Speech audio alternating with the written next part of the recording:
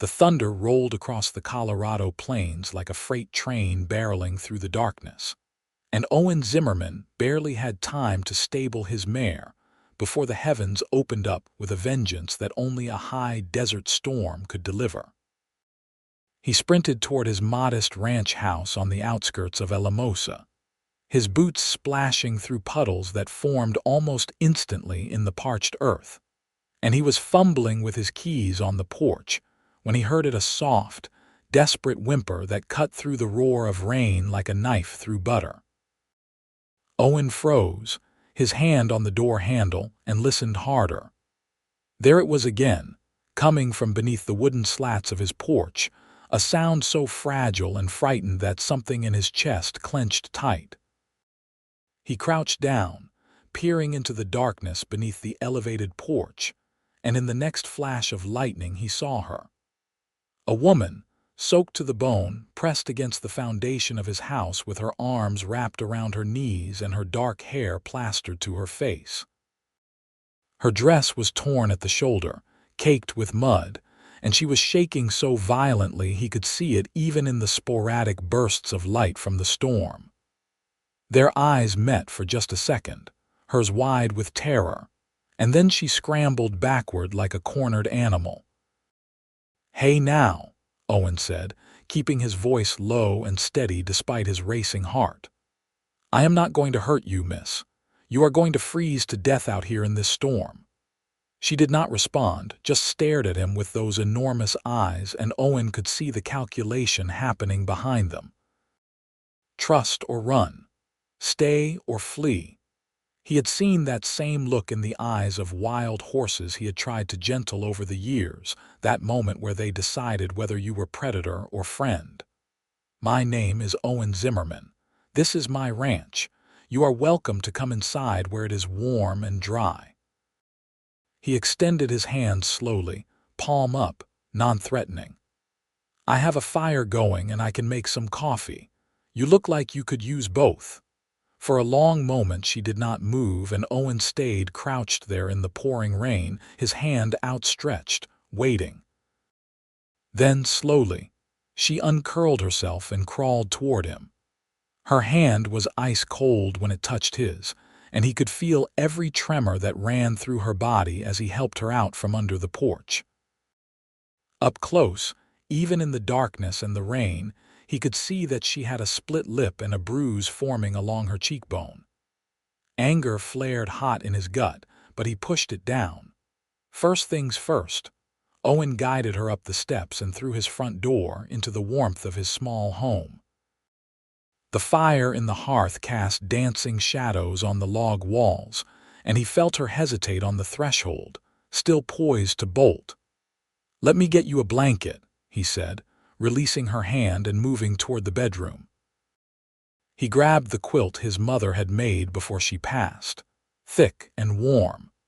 And when he returned, the woman was still standing just inside the door, dripping onto his floor and looking like she might collapse at any second. Owen draped the quilt around her shoulders and steered her gently toward the fire. "Sit down before you fall down," he said, and to his relief she obeyed, sinking onto the braided rug in front of the hearth. He busied himself with making coffee, giving her space, giving her time to decide he was not a threat. The water was already hot in the kettle, and he poured it over the grounds, letting the familiar bitter smell fill the room. When he turned back with 2 tin cups, she was watching him. Really watching him now, her eyes tracking his movements with a sharpness that spoke of intelligence and survival instinct. He handed her a cup and sat down in his chair, deliberately putting distance between them. "You want to tell me what happened?" he asked. She wrapped both hands around the cup, absorbing its warmth, and for a long time she did not speak. Owen waited. Patience was something you learned when you worked with animals and the land. You could not rush these things. "My name is Nora Pierce," she finally said, her voice hoarse and barely above a whisper. "I was on the stagecoach from Santa Fe. We were heading to Denver." Owen noticed she said "we're heading" past tense, and his jaw tightened. What happened to the stage, bandits? The word fell between them like a stone into still water. They stopped us about 15 miles south of here, just before the storm hit. They took everything. Valuables, luggage, everything. Her hands tightened on the cup until her knuckles went white. One of them he tried to, she did not finish the sentence, did not need to.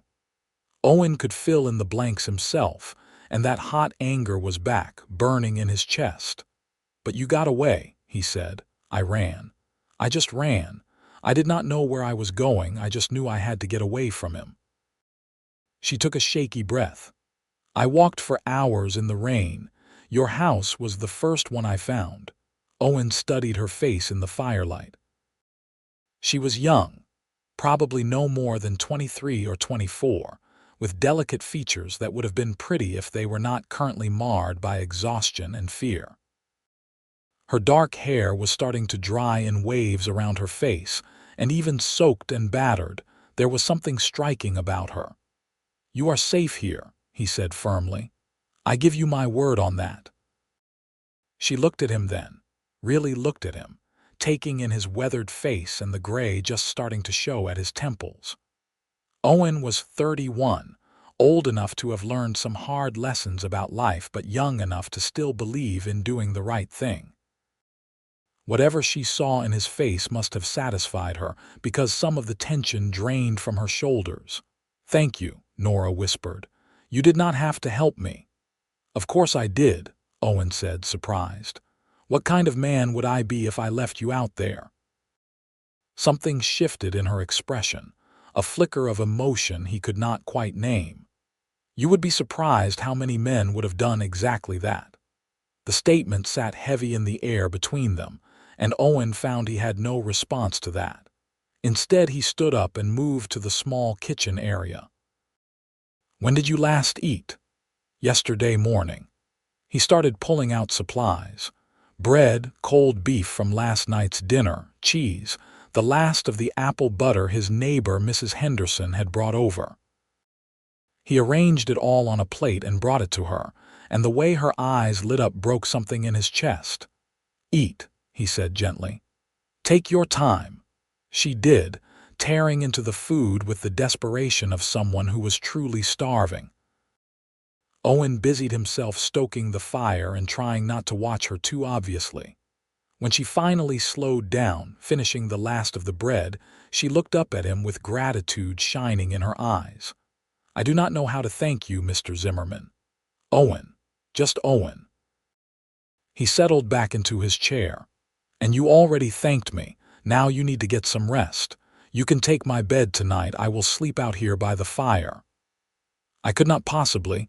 You can and you will, Owen said firmly. You have been through hell tonight, miss, and you need proper rest. The bed is yours. She looked like she wanted to argue, but another violent shiver ran through her, and she nodded instead. Owen found her one of his clean shirts to sleep in, since her dress was beyond salvaging tonight, and showed her to the small bedroom. It was sparse, just a bed and a chest of drawers and a washstand, but it was clean and the bed was comfortable. I will be right outside if you need anything, he said from the doorway. Owen, her voice stopped him. Why are you being so kind to me? You do not even know me. He turned back, considering the question. My mama raised me to believe that kindness is not something you ration out based on whether you know someone. It is something you give because it is the right thing to do. He paused.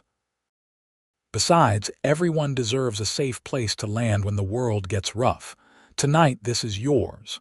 She blinked rapidly, and he realized she was fighting tears. Your mother raised you well. She did her best, Owen said softly. Sleep well, Nora. He closed the door and settled himself on the floor by the fire, using his saddle as a pillow like he had done countless times on cattle drives. The storm was still raging outside, but in here, it was warm and dry, and he had the strange feeling that his life had just taken a turn he had not been expecting. In the bedroom, he could hear Nora finally settling down, and he stared up at the rough-hewn beams of his ceiling and wondered what morning would bring. Sleep was a long time coming. Every time he started to drift off, he would see her face in his mind, those frightened eyes and that split lip, and anger would surge through him again. Somewhere out there were men who had terrorized a stagecoach, who had hurt this woman, and they were probably holed up somewhere dry, counting their stolen goods and laughing about it. The injustice of it ate at him, but there was nothing he could do tonight. Tomorrow he would ride into town and report it to Marshal Davies, let the law handle it. Tonight, his job was to make sure Nora felt safe. When dawn finally broke, the storm had passed, leaving the world washed clean and sparkling. Owen got the fire going again and started making a proper breakfast. Eggs from his chickens, bacon from his smokehouse, biscuits from the dough he kept in the cold box. The smell must have woken Nora because he heard movement from the bedroom, and then she emerged, still wearing his shirt, her hair a tousled mess around her shoulders. "Good morning," Owen said, trying not to notice how the morning light caught in her dark hair, turning it almost auburn. "I hope you are hungry." "Starving," she admitted, and there was a tentative smile on her lips that transformed her whole face. "Can I help? You can set the table if you like. Plates are in that cabinet." They worked in companionable silence, and when they sat down to eat, Owen noticed that the fear from last night had faded somewhat. She was still watchful, still careful, but there was color in her cheeks and her hands were steady. "So what were you doing on a stage from Santa Fe?" Owen asked, keeping his tone casual. "If you do not mind me asking." Nora took a sip of coffee, gathering her thoughts.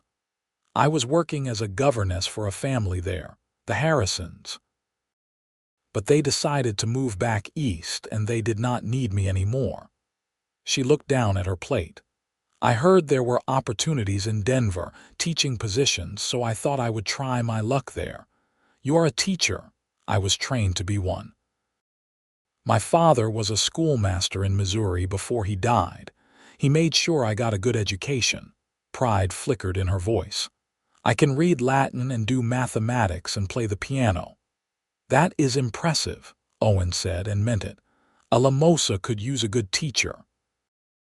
"The one we had left last month to get married, and the school board has been scrambling to find a replacement." Hope sparked in her eyes. "Really? Really? Though I expect you will want to continue on to Denver once you get yourself sorted out." Nora was quiet for a moment, considering. "I do not know," she said slowly. "Denver was just a destination because I did not have anywhere else to go, but Alamosa seems like a nice town from what little I saw of it in the dark and the rain." "It is a good place," Owen said, "growing fast since the railroad came through last year. We have got ranchers, farmers, some mining operations in the hills. People are decent mostly. We look out for each other." "Like you looked out for me," Nora said softly. Their eyes met across the table, and something passed between them, some understanding or recognition that made Owen's heart skip a beat. He cleared his throat and looked away first, suddenly feeling like he was standing on the edge of something he did not quite understand. "I need to ride into town this morning," he said. "Report what happened to the marshal. You should come with me. You will need new clothes and we can see about getting you a place to stay while you figure out your next move." "I do not have any money," Nora said, and shame crept into her voice. "Those bandits took everything. My trunk with all my belongings, the wages I had saved, everything. Do not worry about that right now. We will sort it out." Owen stood up and started clearing the dishes. "In the meantime, I think my sister left some things here last time she visited. She is about your size. Let me see what I can find." He rummaged through the chest in the bedroom and came up with a simple calico dress, a bit worn but clean and serviceable. When Nora emerged from the bedroom wearing it a few minutes later, Owen had to forcibly remind himself to breathe. The dress fit her perfectly, nipping in at her waist and bringing out the warm tones in her skin. She had braided her hair back, and the bruise on her cheek was more visible now in the daylight, a purple stain that made him want to hit something. "Thank you," she said, smoothing down the skirt self-consciously. "I will pay you back for all of this, I promise." "There is nothing to pay back," Owen said gruffly. "Come on, let us get going before the day gets away from us." The ride into La Mosa took about 20 minutes, with Nora riding behind him on his mare. She held onto his waist lightly at first, but as they crossed the creek and climbed the small rise that led to town, she gripped tighter. Owen was acutely aware of her presence, the warmth of her against his back, the way her breath stirred his hair when she leaned forward to speak. "It is beautiful out here," she said, and he could hear the wonder in her voice. "I have never seen mountains like that." He followed her gaze to the Sangre de Cristo Range, rising up purple and imposing to the east. "Those are part of why I settled here. That and the land is good for cattle. You are a rancher, trying to be. I have got about 300 head right now, which is not huge, but it is a start. Been building it up for the past 5 years. He felt a flash of pride saying it. He had come to Colorado with nothing but determination and a small inheritance from his grandfather, and he had built something real.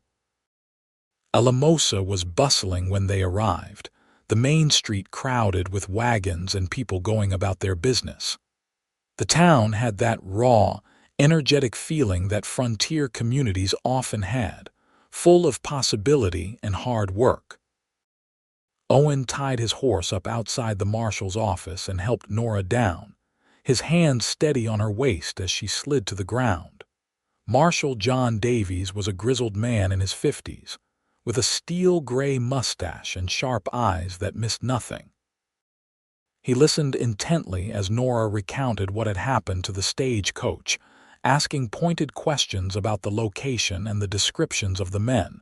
"3 of them, you said." Davies made notes in his ledger. "And you ran south until you hit the Zimmerman place." "I think it was south." "I honestly was not paying attention to direction, I just ran."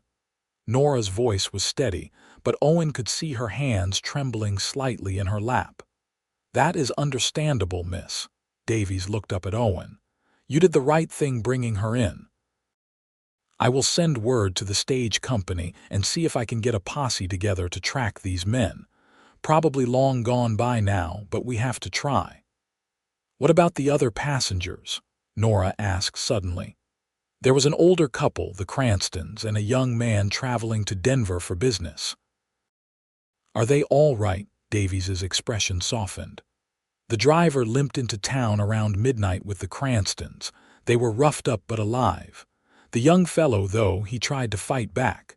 The bandits shot him." Nora made a small, hurt sound, and Owen saw tears spring to her eyes. He is with Doc Morrison right now.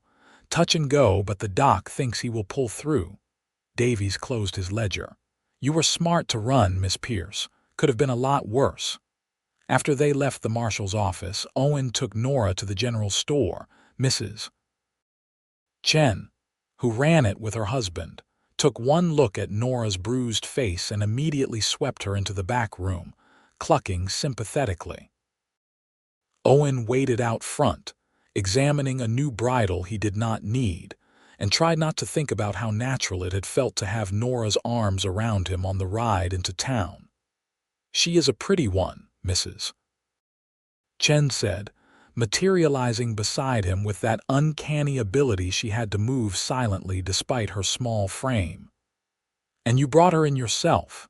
Found her sheltering under my porch during the storm," Owen said, keeping his voice neutral.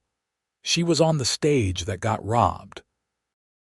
"Ah, I heard about that. Terrible business." Mrs. Chen studied him with knowing eyes. "You are a good man, Owen Zimmerman. Your mother would be proud." Owen felt heat creep up his neck. "I just did what anyone would do." "No, you did what a good man would do. There is a difference." She patted his arm. I am putting together some necessaries for Miss Pierce. Undergarments, a spare dress, toiletries. You can settle up with me later. Mrs. Chen, you do not have to. Hush, I want to." She gave him a stern look. "Besides, that girl needs friends right now. We take care of our own in Alamosa." When Nora emerged from the back room with a bundle wrapped in brown paper, she looked overwhelmed. "Mrs. Chen has been so kind," she said to Owen. "Everyone here has been so kind." "That is how we do things," Owen said simply. He turned to Mrs. Chen. "She mentioned she is a teacher. Do you know if the school board is still looking?" Mrs. Chen's face lit up. "Oh, they are desperate. Let me send word to Helen Cartwright. She heads the board. She will want to talk to Miss Pierce right away." Things moved quickly after that. By noon, Nora had met with Helen Cartwright and 2 other members of the school board in the back room of the church. And by the time Owen finished his other business in town, she had a job offer. The position came with a small salary and lodging in the teacherage, a tiny house behind the schoolhouse that previous teachers had used. "I cannot believe this is happening," Nora said as Owen walked her over to see the teacherage.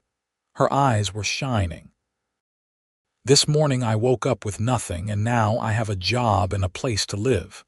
"You deserve it," Owen said. "Those kids will be lucky to have you." The teacherage needed work.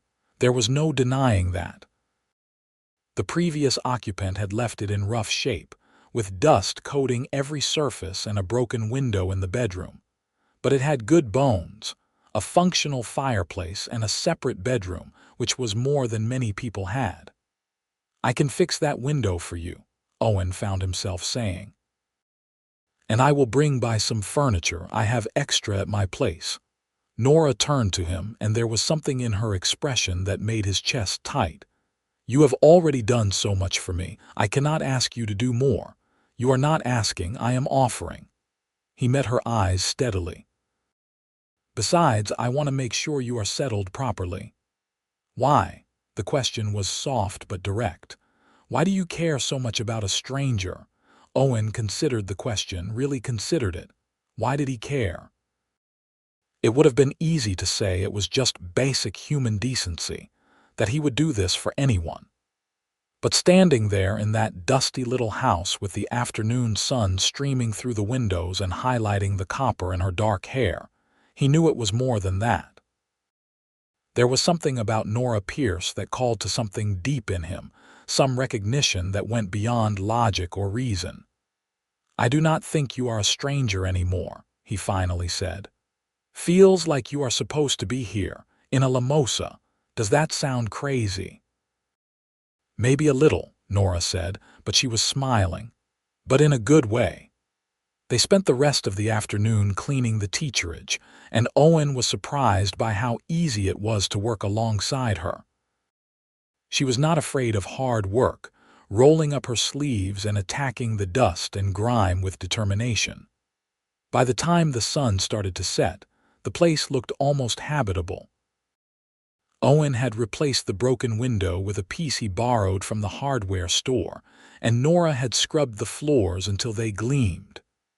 "I should head back to my place," Owen said reluctantly as darkness fell.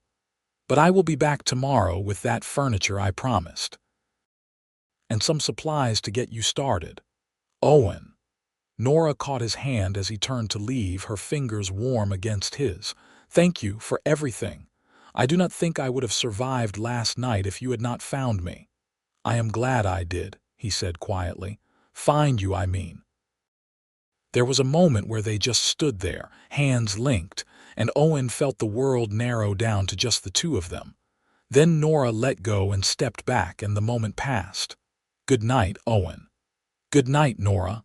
Lock the door behind me." The ride back to his ranch felt longer than usual, and Owen's mind was full of Nora. The way she laughed when Mrs. Chen told stories while helping them clean. The determined set of her jaw when she tackled the stubborn stains on the floor. The way his shirt had looked on her that morning, soft and rumpled from sleep. He tried to tell himself he was just being neighborly, just helping someone in need, but he knew he was lying to himself. There was something happening here, something that scared him and excited him in equal measure. Over the next few weeks, Owen found excuses to go into town more often than strictly necessary. He brought furniture to the teacherage, then came back to help Nora arrange it. He fixed a leaky pipe in her kitchen, then stayed for coffee. He showed up with fresh vegetables from his garden, then ended up helping her prepare lessons for her students. Each visit stretched longer than the last, and each time it got harder to leave, Nora threw herself into teaching with a passion that was beautiful to watch. Owen would sometimes stop by the schoolhouse in the late afternoon and see her through the window, animated and alive, as she taught a group of children their letters or explained arithmetic problems on the slate board. The kids adored her, and their parents were thrilled to have someone so educated and dedicated. "You are good at this," Owen told her one afternoon when he found her grading papers at her small kitchen table. "Teaching, I mean." "I love it," Nora said simply. "I love seeing their faces when something clicks, when they understand a concept they have been struggling with. It feels important, like I am helping build something that will last." "You are," Owen said. "Education is how we build better futures." They had fallen into an easy friendship, and Owen treasured every minute of it even as he wanted more. He found himself thinking about her constantly. When he was out checking his cattle, he would remember something she had said and smile. When he was in town for supplies, he would see something and think she might like it. It was getting harder to pretend he was not falling for her. The problem was, he had no idea how she felt. Nora was warm and friendly, but she kept a certain distance, like there was a wall around her heart she would not let down. Owen understood it, after what she had been through, but it frustrated him too. He wanted to tell her how he felt, wanted to take her hand and admit that she was the first thing he thought about in the morning and the last thing before sleep, but he was afraid of scaring her away. Then came the day of the town social in late August. It was an annual event, held in the big meadow outside town, with food and music and dancing. Owen had not planned to go. He usually avoided these things, but Mrs. Chen made a point of telling him that Nora was going and would need an escort. "I do not need you to meddle, Mrs. Chen," Owen said, but there was no heat in it. "Someone has to," she said tartly. "You two dance around each other like nervous horses. It is time someone gave you a push." So Owen found himself standing on Nora's doorstep that evening, wearing his best shirt and his good hat, feeling like a nervous kid asking a girl to his first dance. When Nora opened the door, his breath caught. She was wearing a new dress, pale blue with tiny white flowers, and her hair was loose around her shoulders in soft waves. "You look beautiful," he said before he could stop himself. Color bloomed in her cheeks. "Thank you. You clean up pretty well yourself." The social was in full swing when they arrived, with lanterns strung up in the trees and a small band playing lively tunes. People greeted them warmly, and Owen noticed more than a few knowing looks directed their way. Small town gossip being what it was, everyone had probably been speculating about them for weeks. They filled their plates with food and found a spot to sit on the grass, talking easily about everything and nothing. Nora told him stories about her students, and Owen found himself laughing at her impression of little Tommy Sanders trying to spell cat and somehow ending up with K-Tapf. As the sun set and the music picked up, people started dancing. "Would you like to dance?" Owen asked, surprising himself with his boldness. Nora looked uncertain. "I have not danced in a long time. I might step on your feet." "I will take that risk." He led her into the dancing area, and when he put his hand on her waist and took her hand in his, electricity shot up his arm. They started moving to the music, a little clumsy at first, but then they found their rhythm. Nora was light in his arms, following his lead easily, and as they spun under the lantern light, Owen felt like they were the only two people in the world. "Thank you for bringing me," Nora said softly, looking up at him. "I was nervous about coming alone. I am glad you said yes." Owen tightened his hand on her waist slightly. "Nora, there is something I have been wanting to tell you." Before he could continue, there was a commotion at the edge of the meadow. Marshal Davies was there with several other men, and they looked serious. The music faltered and stopped as people turned to see what was happening. "Sorry to interrupt folks," Davies called out, "but we have got a situation. Those bandits who robbed the stage back in June, we tracked them to an old line shack up in the hills. We need some men who can ride and shoot to form a posse." Owen felt Nora go rigid in his arms. He looked down and saw that her face had gone pale. "I need to help," he said quietly. "Those men hurt you, they need to face justice." "No," her grip on him tightened. "Owen, please, it is too dangerous. I will be careful, I promise." He cupped her face gently with one hand. "But this is important. They cannot be allowed to keep terrorizing people." Tears welled in her eyes. "I just found you. I cannot lose you."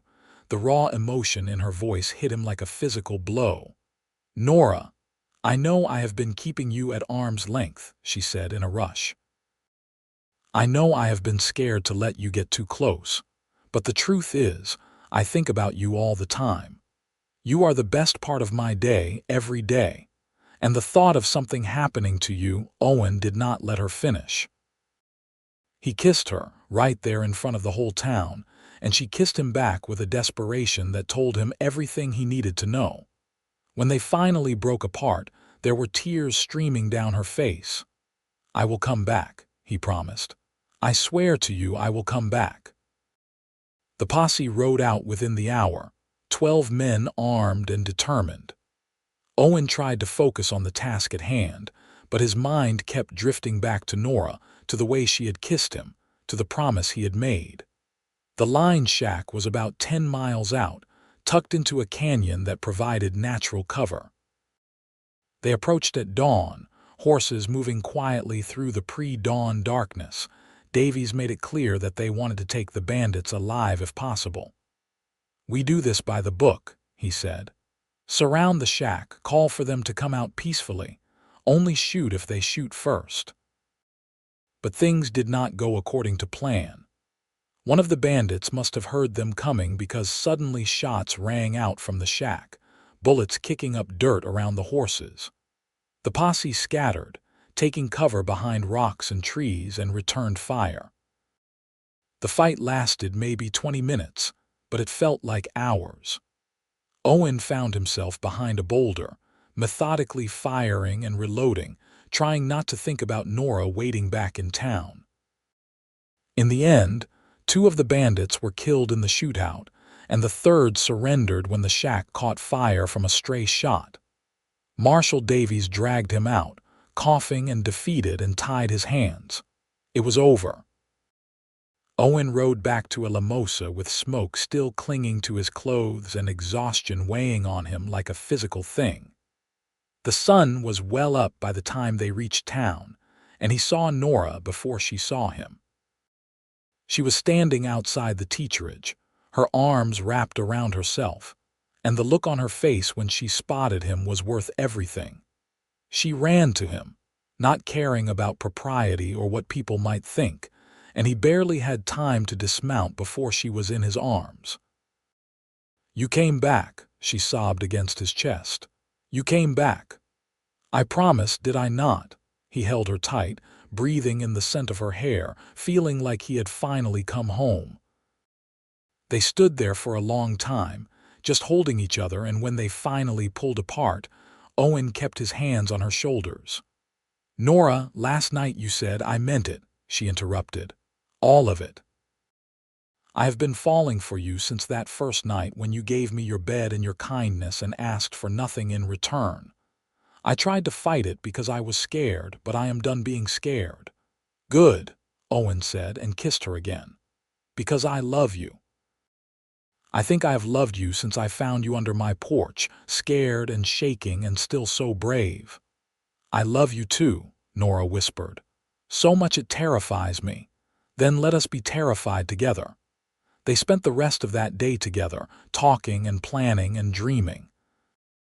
Owen told her about his hopes for the ranch, how he wanted to expand and maybe start breeding horses in addition to cattle.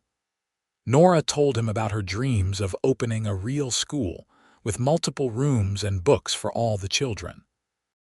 Their dreams started to weave together, becoming shared visions of a future they would build together. As summer faded into fall, their courtship became official. Owen would ride into town every Sunday after church to have dinner with Nora, and she would come out to the ranch on Saturdays to help with whatever needed doing. The people of Alamosa watched their romance bloom with approval and affection. Mrs. Chen made a point of telling anyone who would listen that she had known from the start that they were meant for each other. On a crisp October morning, Owen asked Nora to marry him. There was nothing fancy about it. They were out at his ranch, feeding the chickens, and the morning sun was turning everything gold. Nora was laughing at something he had said, her face tilted up to catch the warmth, and Owen just knew it was time. "Marry me," he said. Nora stopped mid-laugh and stared at him. "What?" "Marry me," he repeated, stepping closer. "I know we have not been courting long by conventional standards, but I know what I want, Nora. I want to wake up next to you every morning. I want to build a life with you. I want to grow old watching you teach generations of kids. Marry me." "Yes," Nora said and launched herself at him. "Yes, yes, 1,000 times yes." They were married in November in the little church in Alamosa with what felt like the entire town in attendance. Nora wore a cream-colored dress that Mrs.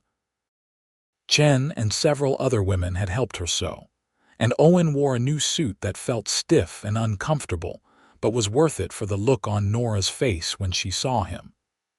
When the preacher pronounced them man and wife and Owen kissed his bride, the congregation erupted in cheers. The wedding breakfast was held in the church hall, with food contributed by everyone in town. There was music and dancing, and Owen felt like his heart might burst from happiness as he watched Nora move through the crowd, flushed and radiant and utterly beautiful. When they finally escaped to his ranch, now their ranch, the sun was setting. "I cannot believe you are my wife," Owen said as he carried her over the threshold. "I cannot believe you are my husband," Nora replied, kissing him. "My wonderful, kind, infuriating husband, infuriating." "You made me fall in love with you," she said, smiling. "That was very inconvenient." "My apologies," Owen said, not sounding sorry at all. Their first year of marriage was full of adjustments and joy in equal measure. Nora continued teaching through the winter, riding into town on the gentle mare Owen bought for her, and then coming home to the ranch in the evenings. They would make dinner together, talking about their days, and then sit by the fire reading or planning. On weekends, they worked together to improve the ranch, building a larger chicken coop and fixing up the barn. In spring, Nora discovered she was pregnant. She told Owen one morning at breakfast, her hands shaking slightly as she set down her coffee cup. "I think I am with child." Owen froze, his fork halfway to his mouth. "You think?" "I am almost certain. I have missed my courses twice now, and I have been feeling sick in the mornings." She looked at him anxiously. "Are you happy?" "Happy?"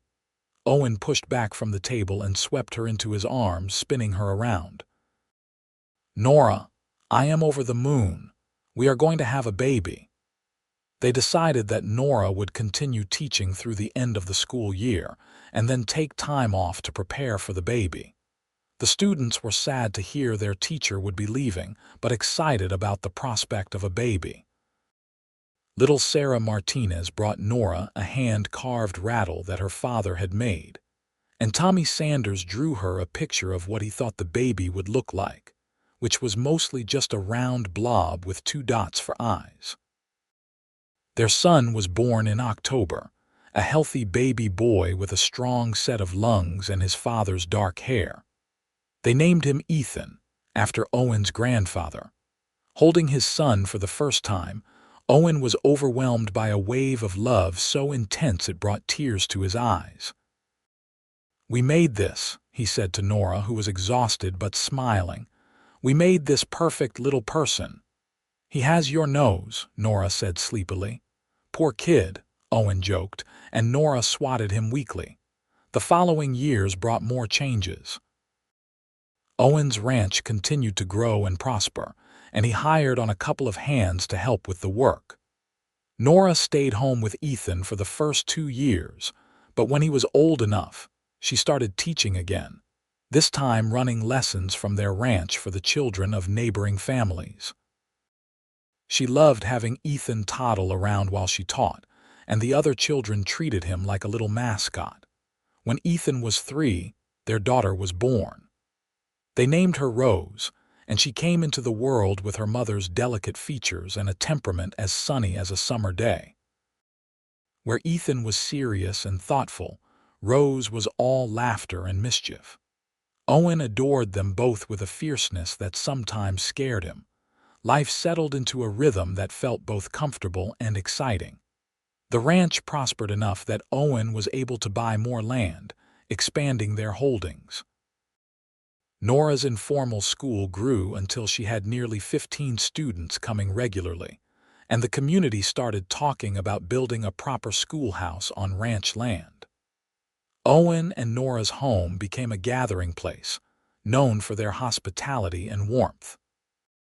On their 5th wedding anniversary, they took a rare evening alone, sitting on their porch and watching the sunset paint the mountains purple and gold. Rose and Ethan were staying with Mrs. Chen in town for the night, giving them precious solitude. "You ever think about that night?" Nora asked, her head on Owen's shoulder. "When I was hiding under your porch all the time," Owen admitted. "I think about how easily things could have gone differently, if the storm had come earlier or later, if you had run in a different direction, if I had not heard you." "But you did hear me," Nora said softly, "and you opened your door and your heart to me when you had no reason to trust me." "I think part of me recognized you," Owen said thoughtfully. "Not that I had met you before, but that you were important, that you were going to change my life." "We changed each other's lives," Nora corrected. She turned to look at him, her eyes serious. "I was running that night, but I had been running for longer than that. Running from my past, from disappointment, from fear. You gave me a place to stop running. You gave me a home." Owen kissed her forehead. "You gave me the same thing. I did not even realize how lonely I was until you were here." "I love you, Owen Zimmerman," Nora said. "More now than the day I married you, which I did not think was possible." "I love you too," Owen replied. "More than words can say." As the years continued to pass, their family and their community grew together. Ethan grew into a quiet, thoughtful boy who loved working with the horses, showing a natural talent for gentling them that reminded Owen of himself at that age. Rose was all energy and curiosity, constantly asking questions and getting into minor scrapes that somehow always worked out. When Ethan was 8 and Rose was 5, Nora gave birth to twin boys, James and Samuel, who brought chaos and joy in equal measure. The ranch became more than just a cattle operation. Owen started breeding horses like he had always dreamed, developing a reputation for quality stock. Nora's school became official, with the community building a proper schoolhouse on their land and hiring another teacher to help her. They were respected in Alamosa, known for their fairness and generosity, always willing to help a neighbor in need. Owen never forgot where they came from, the desperate beginning that had brought them together. Every time there was a storm, he would think about that night, about the frightened woman under his porch and the decision he had made to help her. It had been the best decision of his life. One evening when he was 45 and Nora was almost 40, they sat on their porch watching their 4 children play in the yard. Ethan was teaching Rose how to rope a fence post, while the twins chased each other around in circles, shrieking with laughter. The sun was setting behind the mountains, painting everything in shades of amber and rose. "We did good," Nora said, taking his hand. "Look at what we built." Owen looked around at the ranch they had expanded together, the home they had filled with love and laughter, the children they had raised. "We did better than good," he said. "We built something beautiful." "It all started with kindness," Nora mused. "You showing kindness to a stranger in a storm." "It started with you being brave enough to run," Owen countered. "Brave enough to survive, brave enough to trust me." "We were both brave," Nora decided. "And lucky." "The luckiest," Owen agreed. As they sat there in the gathering dusk, surrounded by the evidence of the life they had built together, Owen felt a peace that went bone deep. He had found his purpose in this land, in this woman, in this family. Every challenge they had faced, every hardship they had overcome, had been worth it to arrive at this moment. The children eventually tired themselves out and came tumbling onto the porch, demanding stories and attention. Nora gathered the twins into her lap while Rose snuggled against Owen's side. Ethan, too big now to sit on laps but still young enough to crave closeness, leaned against the porch railing near his father. "Tell us the story of how you met Mama," Rose demanded. It was her favorite story, one they had told countless times but never seemed to tire of. Owen and Nora exchanged a smile over the children's heads. "It was a dark and stormy night," Owen began in his storytelling voice, and the children settled in with satisfied sighs. He told the tale, editing out the scarier parts for young ears, focusing instead on the serendipity of it all. How he had found their mother seeking shelter, how he had known immediately that she was special, how love had grown between them like a seed planted in fertile soil. The children listened raptly, even though they knew every word by heart. "And then we got married and lived happily ever after," Rose said when he finished, her voice dreamy. "Not quite," Nora corrected gently. "We got married and built a happy life. It is not the same as a fairy tale because we have to work at it every day. We have good days and hard days. But we face them together, and that makes all the difference." "That is the real secret," Owen added, looking at each of his children in turn. "Finding someone you want to face the hard days with, someone who makes you better than you are alone." As the stars began to appear overhead, they eventually herded the children inside for supper and bed. Later, when the house was quiet and the children were all asleep, Owen and Nora lay in their bed, her head on his chest, his hand stroking her hair. "Thank you," Nora whispered into the darkness. "For what?" "For hearing me that night, for opening your door, for opening your heart." She pressed a kiss over where his heart beat steady and strong, "For giving me a life beyond anything I could have imagined." "Thank you for trusting me," Owen replied. "For staying. For building this life with me." He tightened his arms around her. "For loving me. Always," Nora promised, "until my last breath and beyond." They drifted off to sleep wrapped in each other's arms, content in the knowledge that whatever challenges tomorrow might bring, they would face them together. The storm that had brought them together had long since passed, but the love it had sparked burned as bright as ever. Years continued to flow like water over stones, shaping and smoothing but never diminishing. Ethan grew into a fine young man, taking on more responsibility at the ranch, and showing the same quiet integrity his father was known for. At 19, he met a girl from a neighboring ranch, sweet Lily Henderson, and Owen saw his own story reflected when he watched his son look at her with those awestruck eyes. Rose developed her mother's passion for teaching and her father's love of the land, a unique combination that made her invaluable to the community. She started helping in the school when she was just 15, and by 18, she was teaching classes of her own. The twins, now 12, were inseparable, one mischievous and outgoing, the other quieter but equally determined. They kept the household lively, and Nora often joked that they had gotten all their energy from her, leaving her none for herself. Owen was 50 now, with silver threading heavily through his dark hair and lines etched around his eyes from years of squinting into the sun. But he was healthy and strong, still able to work a full day on the ranch.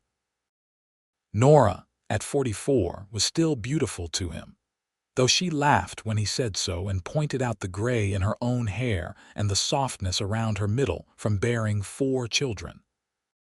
"You are more beautiful now than the day I found you," Owen insisted one morning as they worked together in the kitchen, preparing breakfast before the day's work began. "Because now when I look at you, I see everything we have built together. Every laugh line is a memory. Every gray hair is a year we have shared." "You are a romantic, Owen Zimmerman," Nora said, but she was blushing, pleased. "After all these years, you still make my heart flutter." "Good," Owen said, stealing a kiss. "I plan to keep making it flutter for many more years to come."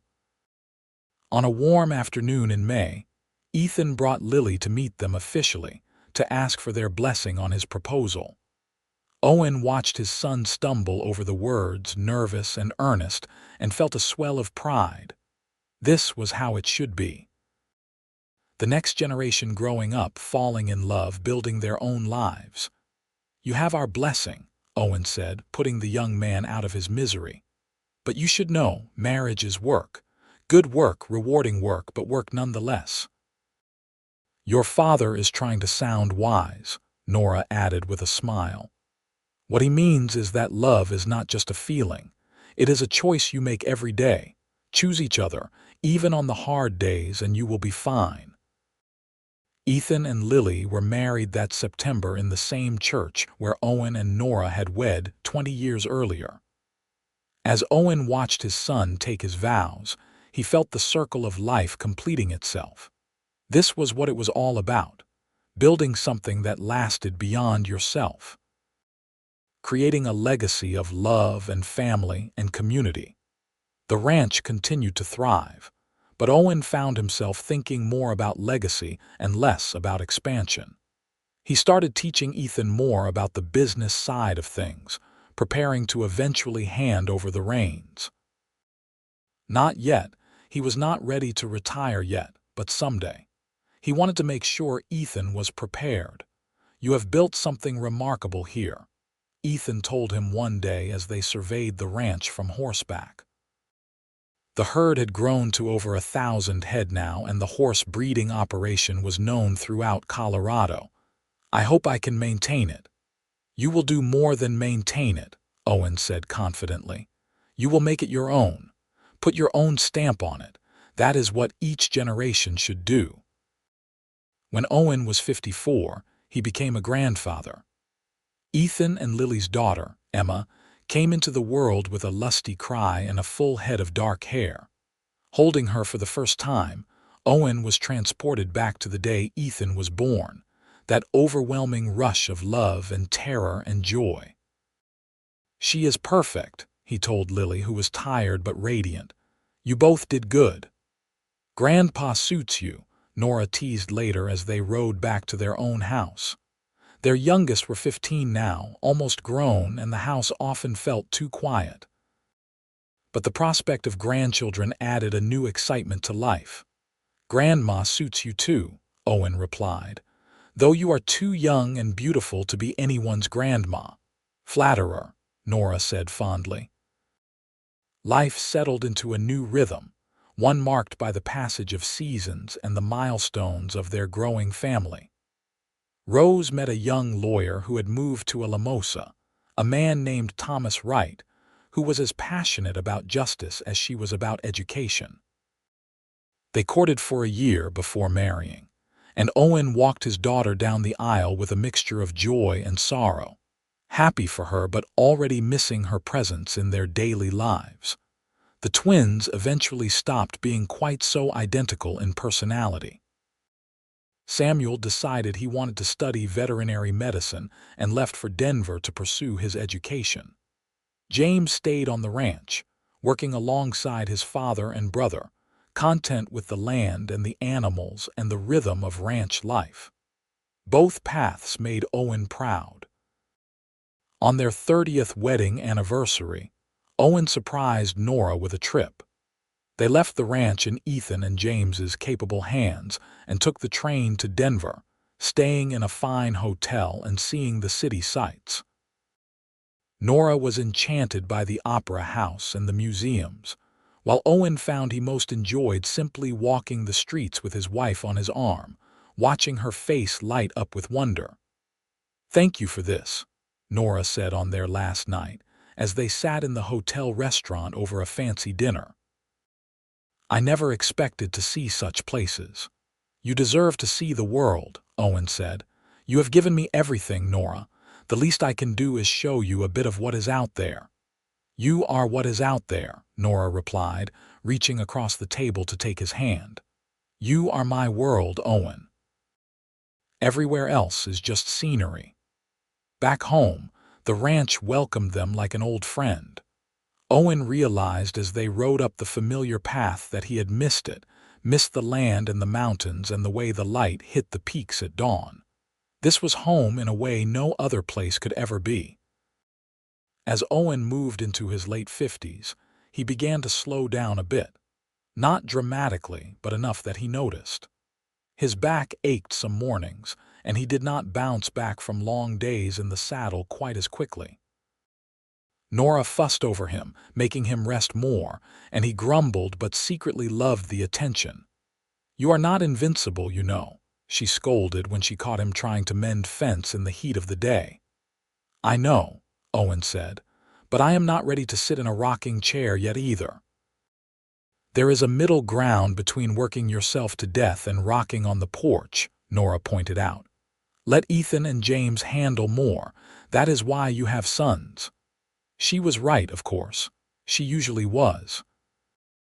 Owen gradually delegated more and more of the day-to-day operations to his sons, keeping oversight but letting them make decisions. It was hard sometimes, stepping back, but he had to admit it was also freeing.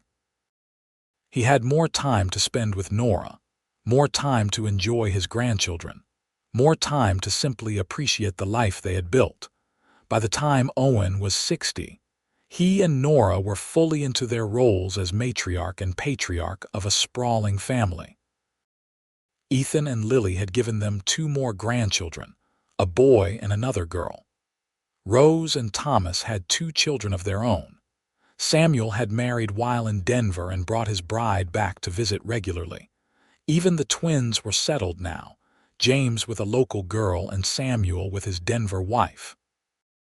The ranch house, which had once felt too quiet, was now regularly filled with the sounds of children and laughter. Sunday dinners became a tradition, with the whole extended family gathering around the long table Owen had built specially for the purpose. Nora would make enormous meals, helped by her daughters and daughters-in-law, and the noise and chaos were beautiful. "This is what I imagined," Owen said one Sunday evening after everyone had left and they were cleaning up. "When I was young and alone and building this place, I would imagine it full of family. But the reality is so much better than anything I dreamed." "You always were a dreamer," Nora said affectionately, "but a practical one. You dreamed and then you worked to make those dreams real." "We worked," Owen corrected. "None of this would exist without you." They moved a bit slower now, these 2 people who had found each other in a storm 35 years earlier. Owen's hair was fully silver, and Nora needed spectacles to read. But the love between them had only deepened with time, growing roots that went down to bedrock. On a crisp autumn morning when Owen was 62, He woke before dawn as he always did. Nora was still sleeping beside him, her face peaceful in the early light. He studied her for a moment, thinking about all the years behind them and hopefully many more years ahead. Then he quietly got dressed and headed out to do the morning chores, a routine so ingrained it was like breathing. The sun was just starting to paint the mountains gold when Ethan found him in the barn, and they worked together in comfortable silence, feeding horses and mucking stalls. It occurred to Owen that this, right here, was everything he had ever wanted. Working alongside his son on land they loved, building something that would last long after they were gone. "You know something, son," Owen said as they finished up. "I am a lucky man." "We are all lucky," Ethan replied. "You and Ma built something special here, not just the ranch but the family. The way everyone knows they are welcome here, that there is always a place for them, that is rare." "Your mother did that more than me," Owen said. "She made this house a home." Back inside, Nora had breakfast ready, and they sat together as they had thousands of mornings before, talking about the day ahead and the work to be done. The conversation was ordinary, mundane even, but Owen treasured it. This was the stuff of life, these quiet moments with the person you loved. As the years continued their steady march, Owen found himself thinking more about the past. Not with regret, but with gratitude. He thought about that stormy night, about the choice he had made to help a frightened stranger. Such a simple thing, opening a door, but it had changed everything. "Do you think we would have found each other if not for that storm?" he asked Nora one evening as they sat on their porch, a nightly ritual they had maintained for decades. "I like to think so," Nora said thoughtfully. "I think some people are meant to find each other one way or another. But I am glad it happened the way it did. You saw me at my worst, scared and beaten and desperate, and you helped me anyway. You never made me feel like I owed you anything. That kind of kindness is rare, Owen. It is what made me trust you, made me love you." "I saw your strength that night," Owen said. "You had been through something terrible, but you survived. You ran, you fought. That takes courage." "We both had courage," Nora said. "Just different kinds, and together we were braver than either of us could have been alone." When Owen was 65, he officially retired from running the ranch, though he still helped out when needed. The transfer to Ethan was smooth, a natural progression rather than an abrupt change.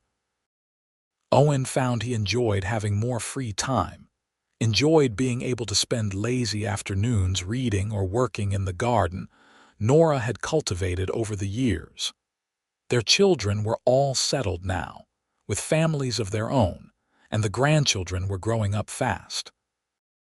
Emma, Ethan's eldest, was already 14, a bright girl who reminded Owen of Nora at that age, always reading and asking questions.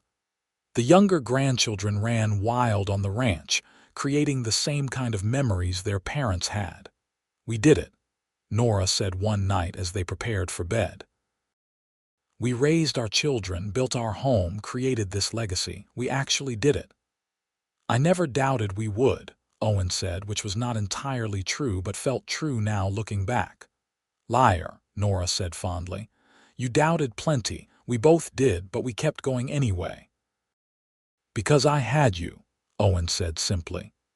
"As long as I had you, I knew everything would be all right." They celebrated their 40th wedding anniversary surrounded by their entire family. The gathering was held at the ranch, of course, with tables set up in the yard and enough food to feed an army. The grandchildren, 10 of them now, ranging in age from toddlers to teenagers, ran around playing while the adults talked and laughed.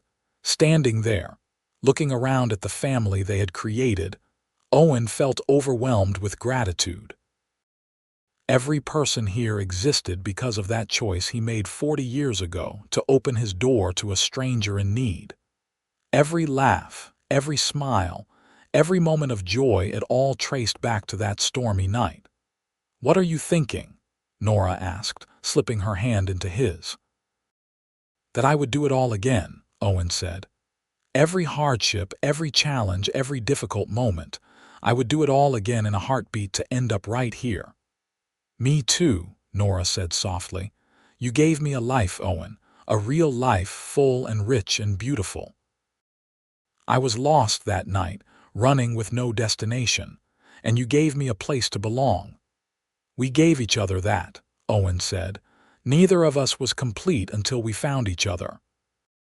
As the party wound down and their family eventually dispersed to their own homes, Owen and Nora stood on their porch watching the sunset, as they had countless times before.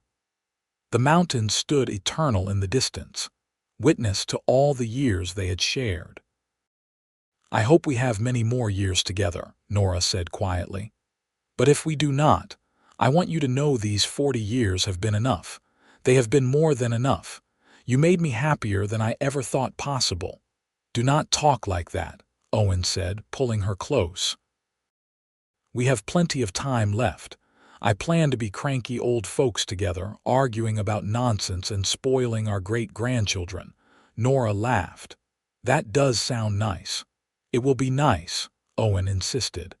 Everything with you is nice, even the hard parts.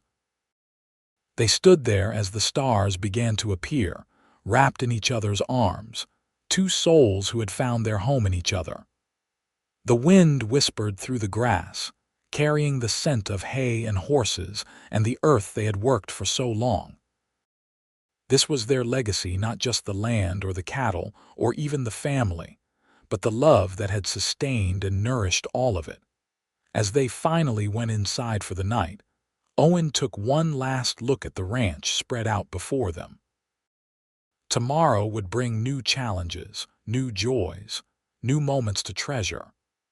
But tonight, standing on the threshold of their home with Nora's hand in his, Owen knew that he had everything he needed.